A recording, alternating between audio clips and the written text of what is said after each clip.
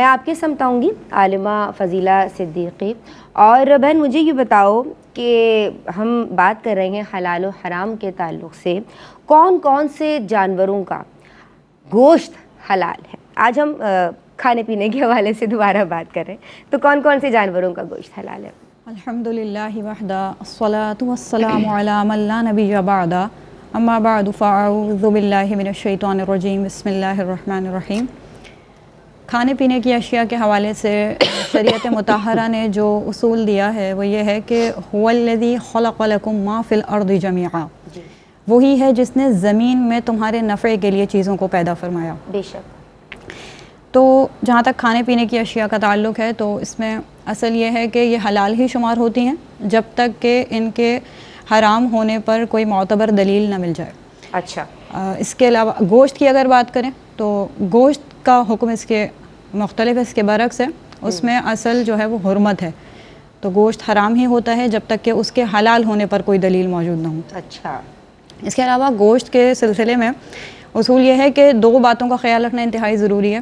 ایک تو یہ کہ وہ گوشت معقول اللحم جانور کا ہو، یعنی کہ ایسے جانور کا جن کا گوشت شریعت نے جائز رکھا ہے۔ دوسرا یہ کہ ان کو شرعی طریقے پر ذبح کیا گیا ہو، ماں سوائے مچھلی اور گراس ہاپر کے کہ اس میں ذبح کا تصور نہیں ہے۔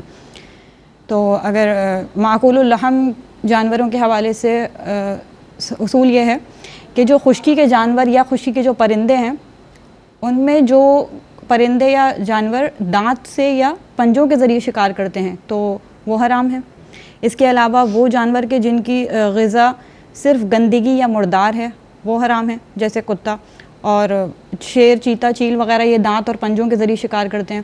اس کے علاوہ وہ جانور کے جس میں خون بالکل ہی نہیں ہوتا، جیسے بچھو، اور وہ جانور کے جس میں خون تو ہوتا ہے لیکن بہنے والا خون نہیں ہوتا، جیسے سانپ وغیرہ، تو یہ جانور حلال ہیں، حرام ہیں۔ اس کے علاوہ جتنے جانور ہیں وہ حرام ہیں، جیسے ان کے علاوہ جتنے جانور ہیں وہ حلال ہیں، کہ جو جیسے ہم بقرعید پہ جن کا گوشت وغیرہ کھایا جاتا ہے، اونٹ ہے، بکرا ہے، بکری، دمبا، بھیڑ، ہرن وغیرہ، یہ حلال ہیں۔